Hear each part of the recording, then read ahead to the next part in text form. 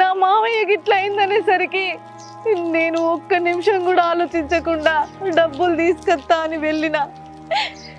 ఒక్కడి చెప్తున్నా మామయ్య, ఇప్పుడు మీరు నాటకం ఆడిరుకోవచ్చు, కానీ భవిష్యత్తులో నిజంగా మీకెవ్వరికి ఏమైతుందన్నా నమ్మడానికి ఇంకా నా గుండె లేదు.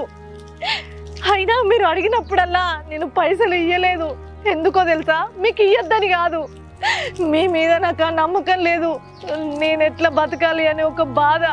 అదే మీరు అందరు నాతో నమ్మకంగా ఉంటే 15 లక్షలు కాదు, నేనున్నంత వరకు మీకోసం కష్టపడుతూనే ఉండేదాన్ని.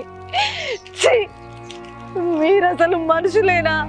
నా భర్తే బతికుంటే నాకు ఈ పైసలు ఎందుకు? ఆయన లేనప్పుడు ఈ పైసలు నేనేం చేసుకుంటా?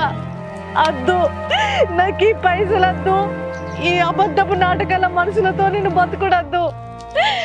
నేను నమ్మకం లేని కాడ ఉన్నా కూడా నాకు మనశ్శాంతి ఉండదు.